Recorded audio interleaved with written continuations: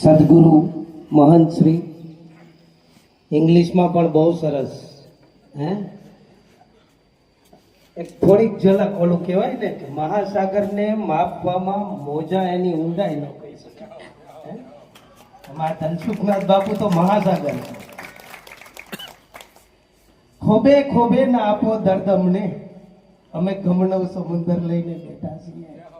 મજબૂરી એટલી જ છે કે અમે પાસપોર્ટનો કલર બદલાવીને બેઠા છીએ. બાકી તમને શું કહીએ, જ્યારે જ્યારે ભારતમાં પગ મૂકીએ ને બાપુ અમને એમ થાય કે અમે અંદરથી સિકંદર થઈને બેઠા છીએ. બાપુ આ કયો સમાજ છે એની એક નાનકડી વાત કરો. આ સમાજને મારે ક્યારેય જગાડવો નથી પડ્યો, મારે ક્યારેય કેવું નથી પડ્યું ઉઠો મારી સાથે આવો બેઠા થાવ. એનું કારણ કહું છું કે આદિ નારાયણની નાભીમાંથી કમળ નીકળું બ્રહ્માજી મારીશ, કશ્યપ જાંબત વિવસ્તુ મનુ ઇક્વાંશુ પુરંજય અયુતા ભદરવીત ત્રિશંકુ હરિચંદ્ર રોહિત હરિત વિજય હુક બાહુક સગર અસમંજસ અંશુમાન દિલીપ ભગીરથ નાભાગ કેનાબ કનરવીત શ્રુતસેન અમરસિંહ ઠાકોર ભાનુપ્રતાપ છોટો ભાનુપ્રતાપ અધરવીત ત્રાયવીત ઘટાસન રઘુ અજ દશરથ રામ લવ અતીત કેનાબ કનરવીત કે જેની 71 પેઢીમાં આ કોઈથી જોઈકો નથી. એને મારે જગાડવો થોડો પડે. અને બાપુ આ સંકલ્પ કર્યો ને ત્યારે મને ખબર હતી કે ભારતની અંદર જ્યારે સનાતનનો માહોલ ચાલે અને એમાં આ અશ્વમેઘ યજ્ઞ એમાં નિમિત્ત માત્ર બન્યા એનો અમને ગૌરવ છે. પણ આમાં 18 વરણ 400 થી વધુ જ્ઞાતિઓ કોમ્યુનિટીઓ આમાં બિરાજમાન થઈ છે. દરેક સંપ્રદાય ફર્સ્ટ ટાઈમ કદાચ ને વિશ્વમાં એવો પ્રોગ્રામ બાપુ આ છે કે દરેક સંપ્રદાય પલોઠી વાળી એક સાથે મંચ ઉપર બેસવાનો છે. અને હિન્દુસ્તાનની દરેક જ્ઞાતિ અને વિશ્વનો દરેક ધર્મ એક મંચ ઉપર જ્યારે ભેગો થઈને બેસવાનો છે ત્યારે બાપુ સંકલ્પ આવ્યો ને ત્યારે પહેલો જ મને વિચાર આવ્યો હતો. શું ખબર છે, કોઈ પણ માણસ સક્સેસ જાય ને સમાજ છે ને એ હાથીનો પગ કહેવાય. એટલે પ્રશ્ન થયો કે આ સાથ હાલશે કે નહીં પ્રદીપભાઈ. પણ શંકાનો નકશો લઈ શ્રદ્ધા સુધી જવું છે, પગમાં અવધ લંકાની ધૂળ છે ને અવધ સુધી જવું એ ક્યારેય શક્ય ના બને. એટલે મેં નક્કી કર્યું પેલા શંકા ચિંતા એને કાઢી નાખી, દુઃખને મારી દોલત સમજી, મુશ્કેલીને મારી રાહત અને પરિસ્થિતિ આ રામાપીર બાપા અને દાસારામ બાપાને મારો પરિસ્થિતિને પરમેશ્વર સમજી અને આનો સંકલ્પ કર્યો. અને હિન્દુસ્તાનની અંદર 6.5 લાખની વસ્તી છે બાપુ, પણ એક વ્યક્તિએ સહકાર ન થાય કોઈ એવું નથી બન્યું. અને 14 રાજ્યનો આ સૂર્યવંશી સમાજ ખડે પગે ઊભો છે. અમારી યાત્રા નીકળી એનો બીજો જ દિવસ છે અને એટલું મોટું સ્વાગત સન્માન આ પ્રેમ જોઈને જ અમારા એનઆરઆઈ તો ગદગદ થઈ ગયા. હા, એટલે માગું છું તો આપ સૌનો સાથ માગું છું, હૃદયથી હૃદયનો સહકાર માગું છું. અને આ સનાતની છું અને સનાતન માટે આપનો સહયોગ માગું છું. અને છતાંય એમ લાગે કે માગું છું તો આવા રસ્તા જ્યારે લ્યો ને ત્યારે માગવું તો જરૂર બની જાય. તો આ અશ્વમેઘ યજ્ઞની અંદર એક પણ પરિવાર એક પણ ઘર યજમાન તરીકે બેઠું ન હોય તો કાલે જ બેસી જાજો. કારણ કે હજારો વર્ષો પછી આવી તક પાછી નહીં મળે. અને અહીંથી સંકલ્પ લઈને જાજો કે 20 તારીખે અહીંયા જે આવનારી બીજમાં પ્રોગ્રામ થાય ત્યાં રામાપીરના શરણોમાં આવી પગે લાગી અને કહેજો કે અમે દાસારામ બાપાના સગરના સંતાનો 18 વરણ સનાતનના તમામ જેટલા પણ હોય એના સુધી આ સંદેશ પહોંચાડશું. અને અમે સંકલ્પ લઈએ છીએ કે બોડી સંખ્યામાં આ અશ્વમેઘ યજ્ઞની અંદર અમે જોડાશું.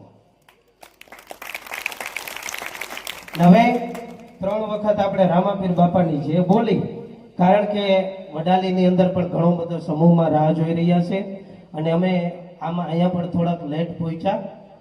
અને એમાં થતું જ હોય, રામના અશ્વમેઘ યજ્ઞ હતા તો લવકુશે રોક્યા, એવી રીતે અમને અડધી પોણી કલાક કોઈ થોડું થોડું તો થાય જ બાપુ. અને અમે અમને પરિવાર મિલન માટે રોક્યા હતા ઈ અશ્વને, અને અહીંયા અમને સંતોના આશીર્વાદ માટે અમે આવ્યા છીએ.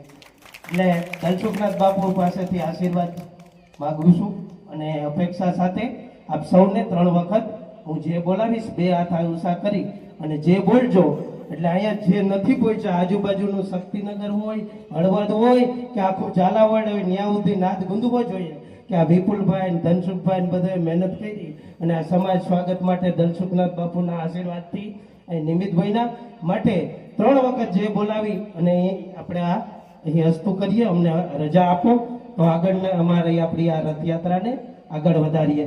બોલીએ સંત દાસારામ બાપાની, રામાપીર બાપાની. ઓમ નમો પાર્વતી પતિ હર હર મહાદેવ.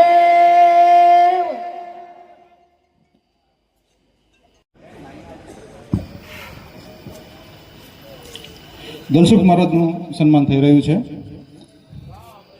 બોલો રામદેવ પીર મહારાજની જય.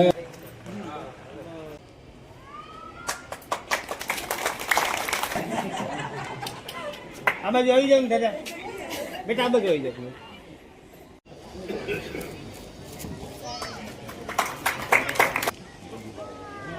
અહીંયા જોજો, અહીંયા જોજો, અહીંયા જોજો. 1 મિનિટ ભાઈ, અહીંયા જો.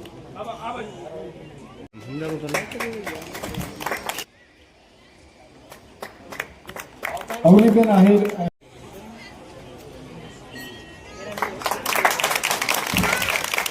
તરલાબેન મશરૂ લંડન વાળા,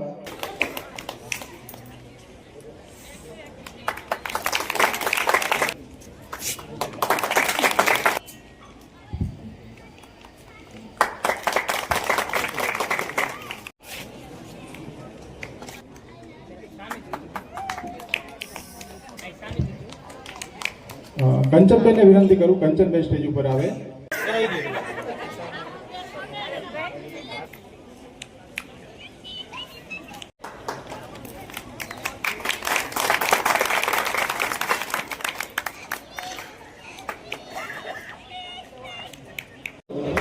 તમારું સન્માન બાકી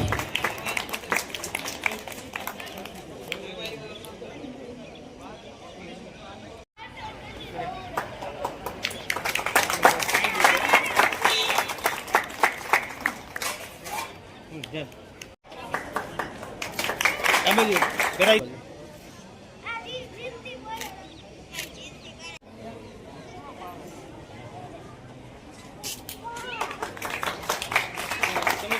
ઉડાડી દો. બાજુમાં બીજો.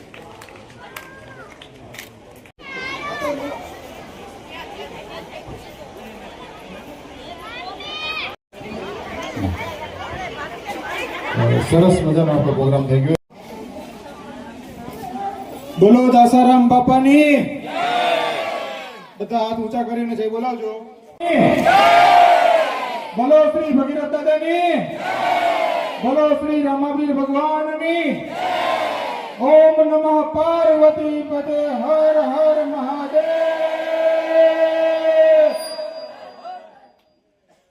ચાલો, ફંક્શનમાંથી થોડાક ફ્રી થઈ ગયા છે તો રામદેવ પીરના દર્શન કરતા આવીએ આપણે, અને તમને પણ કરાવીએ જો અંદર કેમેરો એલાઉડ હોય. ચાલો, બહુ ભવ્ય મંદિર છે રામાપીરનું. તો તમે પણ વિડીયોના માધ્યમથી દર્શન કરો. જય રામાપીર. એટલે આજ મારી આમ જોઈ લ્યો. હા, આવી જાવ આમાં. રેડી.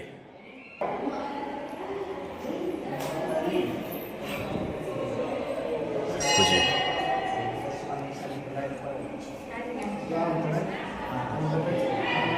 હરજી બાઠી. રામદેવ પીરનો અશ્વ છે, રામદેવ પીરનો ઘોડો.